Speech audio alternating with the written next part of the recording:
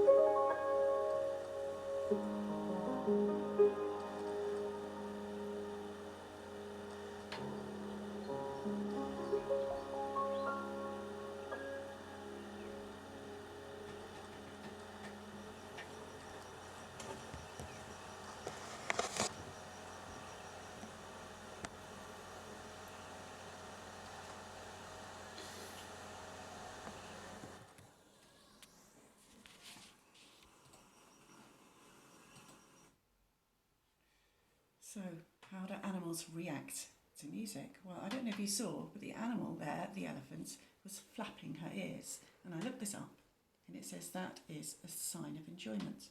So I'm just really hoping she enjoyed that very, very much. And I looked at a few other videos and thinking, how do animals react to music? You might have seen over the past few videos that the dogs here don't really react to music at all. They're quite unmusical, although they do like the recorder. I can't remember which video it was. A long time ago, at the end of it, I showed a little bit, well, my daughter showed a little bit of the dogs getting very excited about my recorder playing, though they don't really get much excited about anything else. But let's see more about this. Let's see some other animals who definitely do react. So we get out of this one and we look at this. This is quite interesting.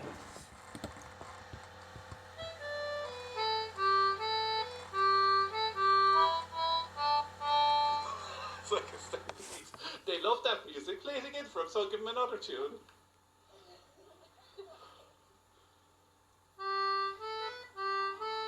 Can you see the cows are definitely interested there?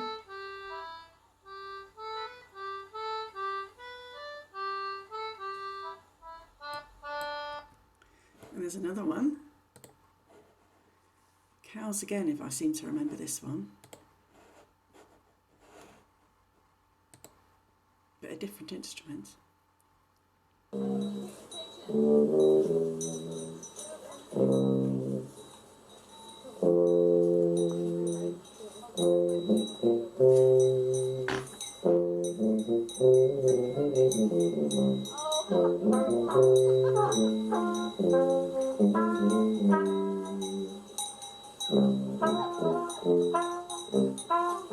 Oh, I think you might recognise the music as well.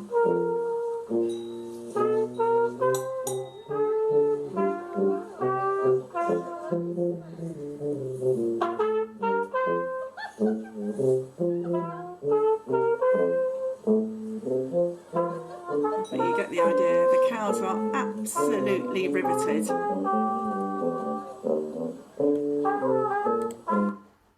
And what about this one? I loved it when I saw this one. Sorry about the movement. This one really made me laugh. Different animal. Watch this.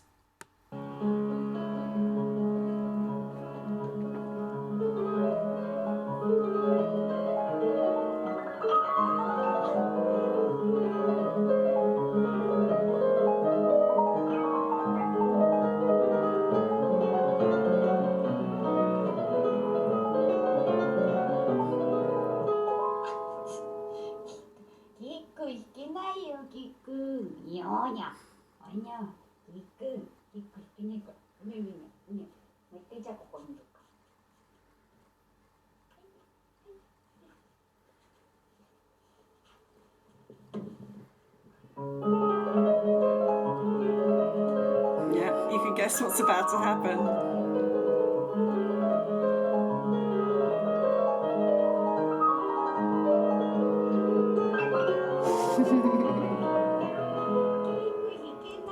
It happened all over again, didn't it? Okay, so there's probably lots of videos like that about animals getting very excited about music. But how about let's put it the other way around? How do composers react to animals? Do they compose pieces about animals? Oh yes, they do. There are many pieces about animals. Of course, there's lots and lots of songs as well, but I'm not going to show you some examples of songs because they've got words. So it's probably easy to, if you have a song about a butterfly and you're saying, oh, the happy butterfly flapping its wings, you're giving it away because you can use words to say what the animal is. So no, these are pieces of music that convey the animal through the music, and you're going to be finding out how they do that. So let's start off with a few pieces. And we're going to start off with a very, very famous one, which has been played by many different instruments. I'm about to find it.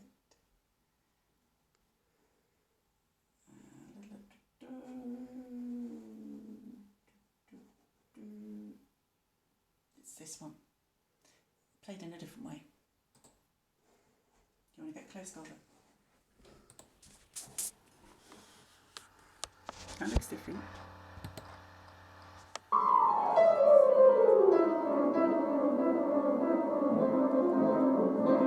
So this one, you don't have to guess, because it says right at the top of the page, if you can see it, what the animal or the insect is.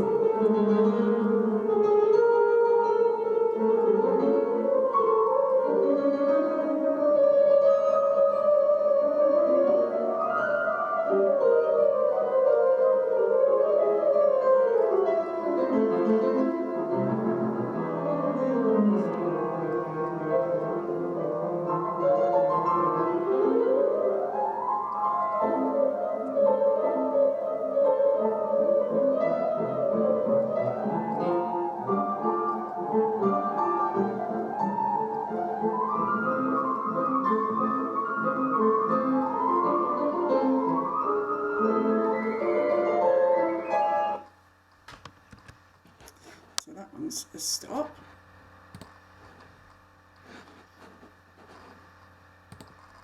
And we're going to come back to me. And we're going to have a think about what made that sound like the animal that it's supposed to be. Now, hopefully you could see what it was. It was, in fact, a bumblebee. Did it sound like it was about a bumblebee? I think it sounded like it was about a bumblebee. But what made it sound like it was about a bumblebee? Have a think. I can hear you shouting. Yes, it's all the fast notes. It was terribly fast. And in fact, there's a sort of unseen, unheard, not talked about competition among musicians to see how fast people can play bumblebee. I've heard it on the flute, I've heard it on the harp, I've heard it on the piano, and in an orchestra. People always try and play it faster. But it's that very fast notes that make it sound like a bumblebee. And so here's another one. And these, in fact, there's a few of them, are all about birds, and birds are not my favourite animals, really, generally. They're not very cuddly for me, but I know lots of people love birds. But I thought there's some good ones here. You're going to listen to this one, not actually look at it.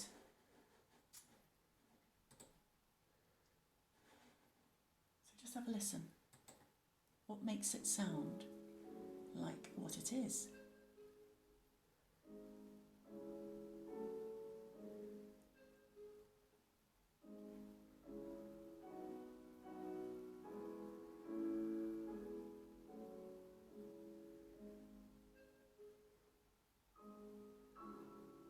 Can you guess what it is? It's a bird.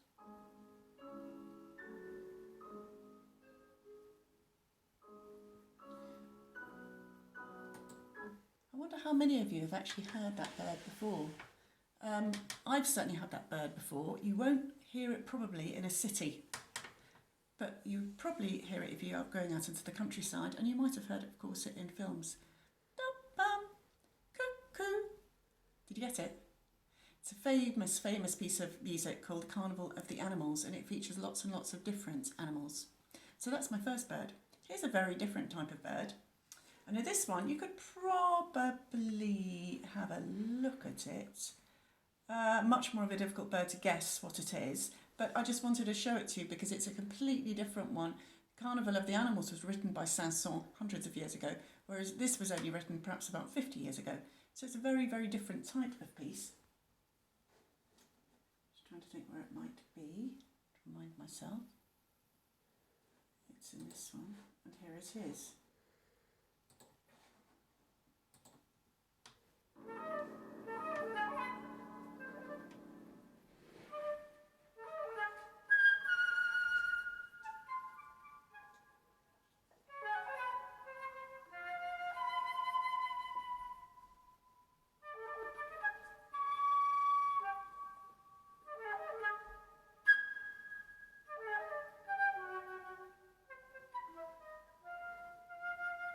That's different, isn't it?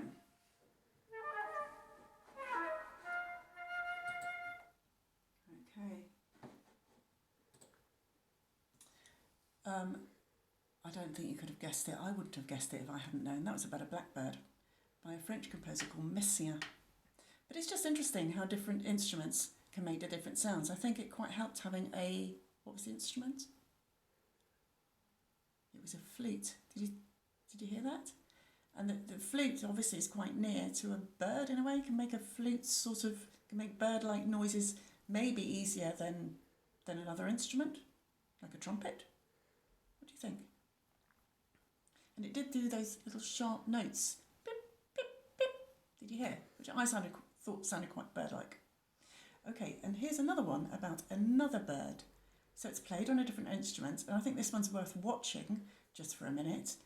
See if you can work out which bird this is. It's difficult to know again, but I think you can appreciate maybe how it does sound very much like a bird.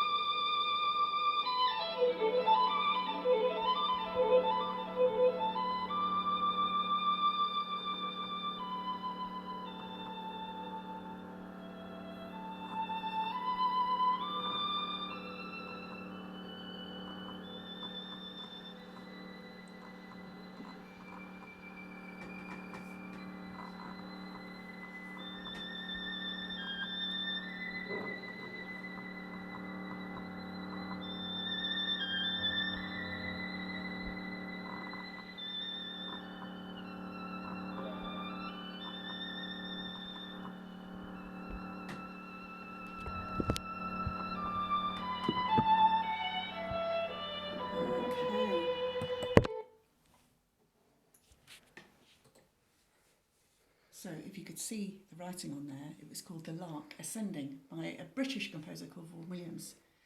A lark. Has anybody heard of that bird before? What does ascending mean? The lark ascending. It means going up.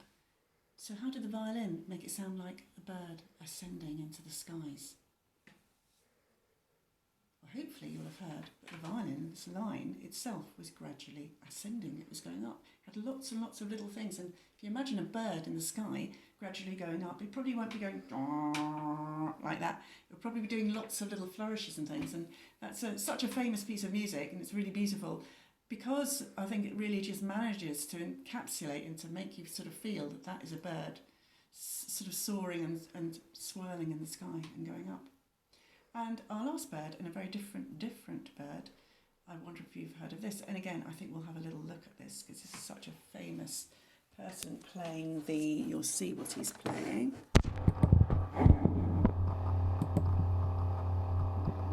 This is the accompanist.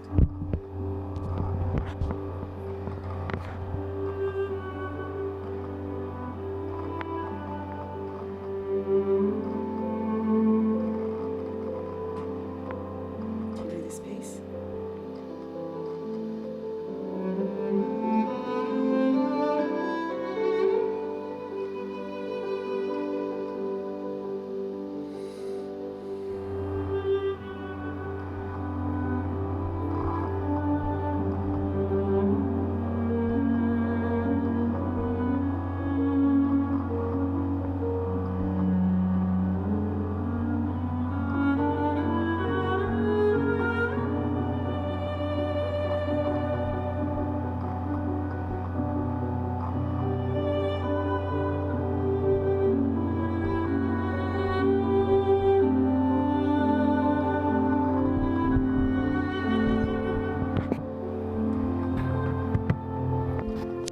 I find that very difficult to turn off because it just really, really moves me. But you'll see that Yo-Yo Ma there, who's a very amazing cellist, was playing the cello. And if you could see the writing, you could see it was about a swan. How did the composer get that feeling of it being a swan? Did you think it felt like a swan? How did he do that? And if you think of the obvious musical elements such as speed, it was quite a slow tempo, wasn't it? And I think also the choice of instrument, not having it too high. If it had been a piccolo or a flute, I don't think it would have suited so well. But a swan's quite a big bird and it sits on the water, but it's so elegant and it glides.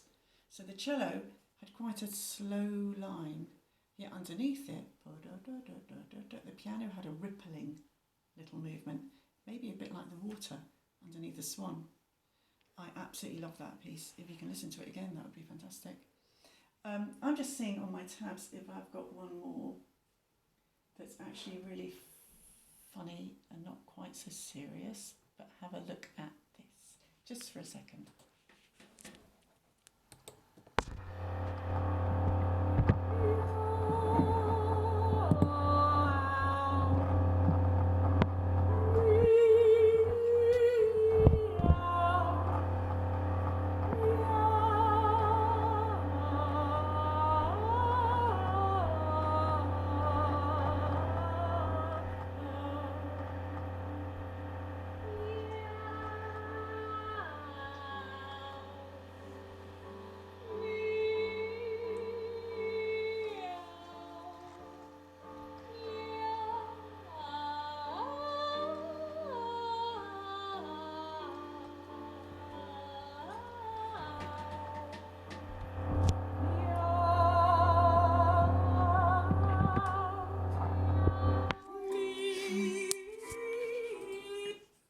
And that one was written a long time ago as well, and it's called the Duet of the Cats. You got the cats, didn't you?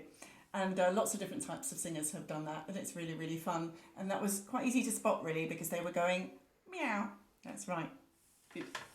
Okay, so we've thought about two things, really, haven't we? If animals can react to music, I don't think they can. And how do composers react to animals? And there are so many pieces of music out there all about animals. Have a Google, have a look. It's fascinating. And of course, there's loads and loads and loads of non-classical music about animals as well, so that's worth looking up as well. So I had one last thought. Can animals make music? Well, I've looked up, there's something called the Elephant Orchestra in Thailand, where a sort of herd of elephants are in captivity, are given sticks and drums, and they're trained to bang things. I call that tricks. I'm not sure at all that animals can make music. Well, birds sing. That's our meaning of singing. Oh, see, this is definitely not animals making music. This is dogs barking. Hold the thought. I'm opening the door for them because I'm nearly finished.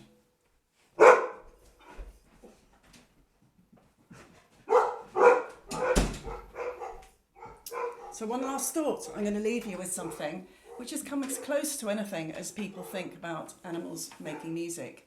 So I'll just play you about 10 seconds of whales. If I can find it, which I know I can, somewhere. There we go.